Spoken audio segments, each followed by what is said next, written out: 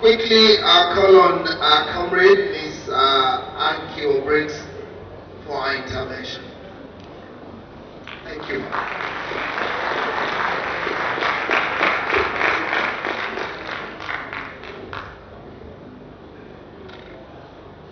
Good afternoon, everyone. May I also very quickly join and say well done to the organizers of the symposium, and also, as it is in the memory of my very honored revolutionary daddy and mommy Braithwaite. I greet you, man. Good afternoon. Yes. I'm very, very honored to be here. Very quickly, Professor Momo has told us what is wrong with Nigeria. We all know what is wrong with Nigeria, but I think that he has done. He has really broken it down for us, taking us down memory lane, and what Daddy also has said. Now, it's very difficult in Nigeria today if you speak and you won't be seen as speaking from the position of ethnicity. But I really find that very difficult to accept. People say Nigeria was created by God. Nigeria was not created by God. Nigeria was created by a man called Lord Lugard 100 years ago. Nigerians existed before Lord Lugard named this part of Africa Nigeria. Nigeria was created simply for selfish economic reasons for the British Empire, of which I'm a descendant. My mother is British. But so the problems I face today is part created by my mother's people, as I always like to own up to it before I criticize it. Now, Nigeria today, we really have to accept that we must make changes ourselves. I have been in activism for 18 years now, solidly, for 18 years, and I have not shifted the positions I have held since 1998. And those positions is that Nigeria is too big to be governed by one person. That's why they are confused. That is why the people who govern us are very confused. And if we continue like this, we will have nothing to hand over to our children, to hand over to their children. As it is now, we have not handed over anything to our children. I know that there is nothing I can give my children now except the education that I have given to them. Once they come home, if they come home, I will have to carry their files and look for a minister that I'm criticizing to help me to give my children a job, and I'm not prepared to do that. Now, oil is the only resource that we have in Nigeria. We all know that. But it is not the only resource that we can survive and grow and develop Nigeria with.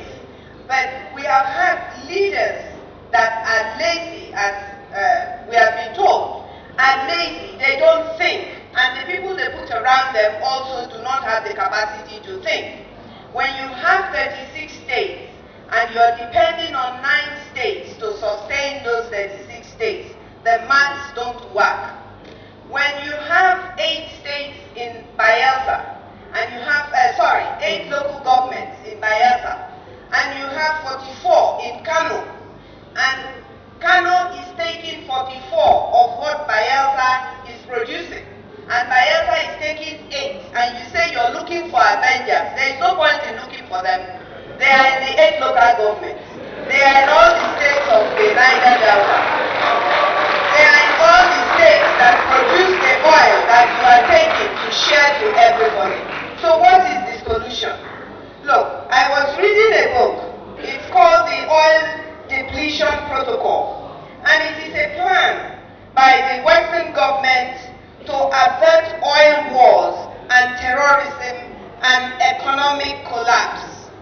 Now, they tell us the resources that we have. They tell us how much of those resources we have. They tell us when the resources will run out. They tell us how much they will buy it. They used to buy it for $150. I can't stop asking myself, how did the price go down? What reasoning did they use to bring the price of crude oil down? This thing here today is made out of byproduct of oil. The television, the things, the chairs we're sitting here, the raw material is in Nigeria. Everything that is here, we have the raw material in Nigeria.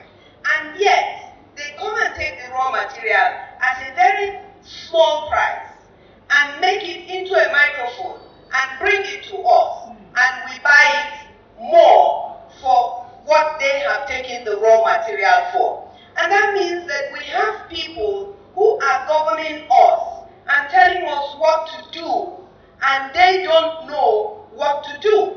And so when we find ourselves in the situation that we have been since the Civil War, we are in deep trouble and we have to reverse it. And we have to reverse it now.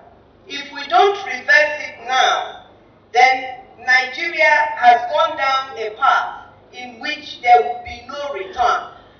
I don't like it when people make somebody to feel as if you're unpatriotic if you speak the truth, or if you are proud to be a Yoruba man, that you're unpatriotic. No. What makes you a Nigerian is the fact that you're a Yoruba person. What makes me a Nigerian is the fact that I am of Ijaw descent. If I am from Ghana, I would be a Nigerian. Therefore, we must first of all respect and be patriotic to our ethnicity. And it is from that strength that we can develop and grow and support Nigeria. I believe that Nigeria can be the greatest black nation that it is, but not with the way that we have accepted to be governed in Nigeria. Bad governance is not an accident. You and I allow bad governance. How can a handful of people tell 170 million people what to do, and we accept it? Somebody comes and says they're going to bring change, and the change is not here. And we cannot tell them the truth. We must be able to tell the truth to power, like Pastor Tommy has told us. When a man is denied the right to live, when a man is denied the right to live the way he believes, he has no choice but to become an outlaw. All of us must become outlaws to change Nigeria if we truly want to change Nigeria. But if we don't, and if we feel we cannot change Nigeria, I believe that the very minimum that we can have today is this restructuring that we're talking about. Somebody said restructuring, and I was asked, and I said, look, people talk about restructuring today, that if we discuss all of these things at a national conference, people are talking about restructuring because they have investments in certain parts of Nigeria that they think is going to run into trouble, and therefore they think restructuring is what is going to work. But you must tell Nigerians what you mean by restructuring. We're hearing that local governments will remain the way they are. Where is the restructuring? If the local governments are not going to be able to sustain themselves, if you don't sustain yourself, then what is the need of restructuring? What are you restructuring? We must sit down and agree on the way forward for Nigeria. We're here today in the memory of that Brainway because he has championed this cause. And I believe that at the point that he left us, he would have felt that it would carry on what he wants for Nigeria to carry on. And that's why we're here today. We must be strong to face the reality in Nigeria today. And that reality is that if we do not tell the government what the people want, the government will continue to drag us by the nose and will continue to be complaining that dollar is today 420 naira. How long will that go on? We cannot survive at this rate in this country. Therefore, it is very, very important for us as the people of Nigeria. If we truly love Nigeria, I do not believe in political parties because we own the political parties. Political parties cannot own the people of Nigeria. We own the political parties, and we must tell the political parties what it is that we want. Therefore, I want to take this opportunity to advise our people, you and I, that we must have a position, and that position is that we need a constitution, a brand new constitution, a people's constitution, because what we're using today is what is creating the problem that we have in Nigeria. If you have a group of people that say they want to vote, the least you can do is find out why they want to vote and see if you can make them stay. For as long as I have known the Yoruba movement, I have admired them for the call for true federalism and the call for sovereign national government. And when we were the national government, they agitated for regionalism, which they were not supported for. And that the report now is going to go to the dustbin of the report in Nigeria. We should insist and make these changes for Nigeria. If we don't make these changes for Nigeria, we will come next year and have the same opportunity and still discuss the same things that we're discussing today. Then even we ourselves are not able to have the capacity to make the change that we are asking for. We must demand that change, and we can demand for that change and have that change. Chibok girls nearly tore this country apart. Now the very beneficiaries of the agitation for Chibok girls now say that they don't support people for Chibok girls. Wow, this is no longer acceptable when we all keep quiet in our homes and the devastation that we're suffering is still going on in Nigeria.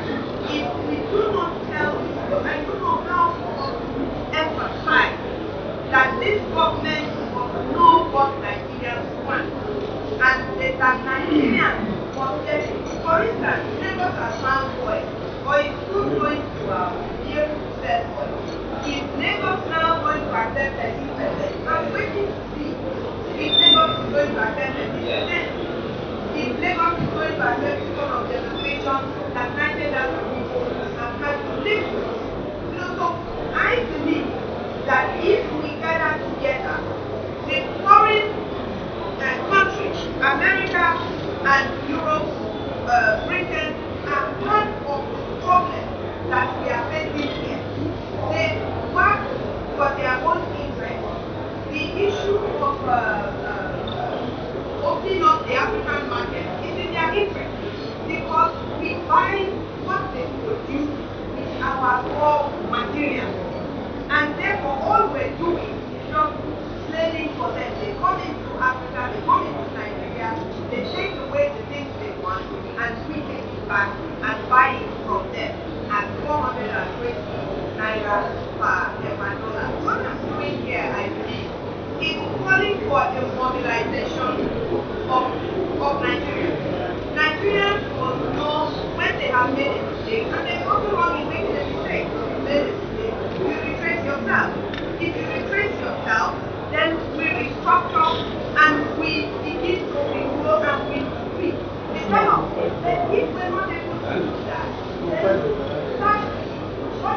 coming, we continue.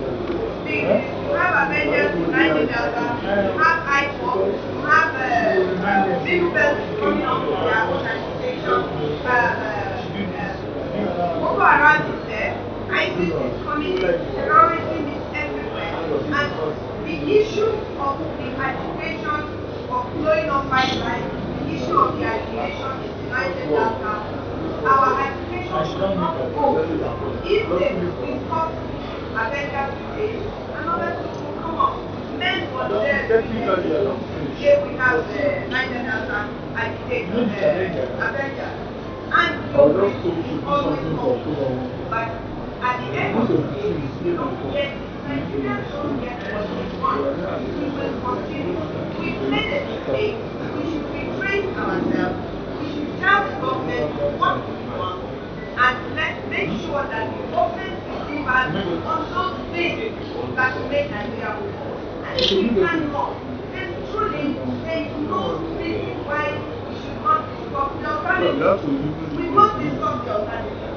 Because it is perhaps only at that point that the government will know that Nigerians are serious, that they want to find a solution to what is happening in Nigeria. Thank you very much.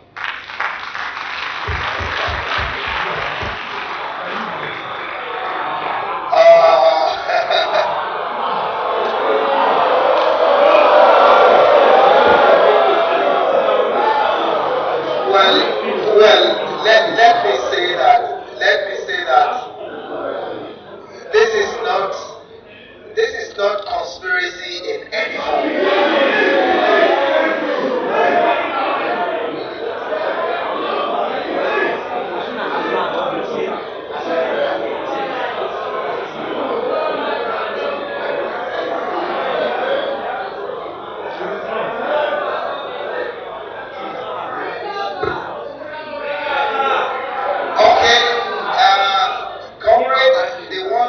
Me to bring you back to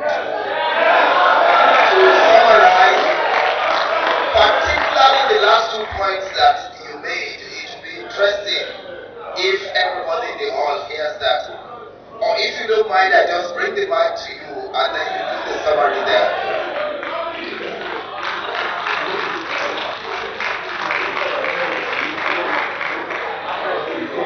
Thank you. I think that in summary, what I'm saying is Nigerians must take the opportunity as it presents itself today. We have nothing to fear whatsoever. It is within our rights as Nigerians to find a solution. If that solution is regionalism, then let's have regionalism. If that solution is self-determination within Nigeria, that we discussed it, we can have self-determination within Nigeria. Every section, every geopolitical zone, whichever way it works for us. What we're looking for is an answer. Nobody wants to break up Nigeria. Nobody.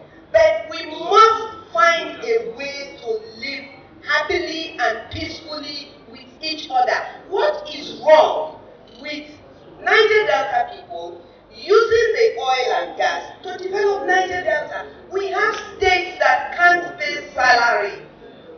We do. So what will we do with those states? We continue. It's very painful for me as somebody from Rivers State who we produce about 90-something% of the wealth of Nigeria today in the Niger Delta.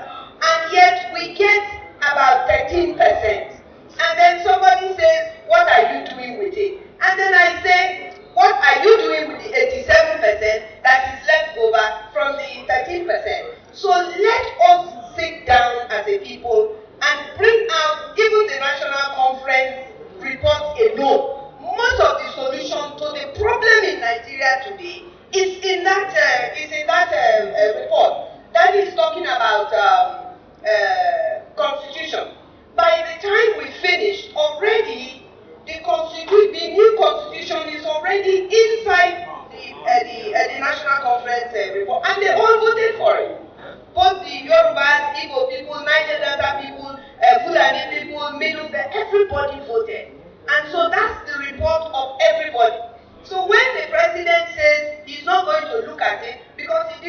support it. The national conference is not about one man, it's about Nigerians. The solution is in our hands. Thank you very much. Thank you. Can you please appreciate Mrs. Briggs for that very brilliant intervention?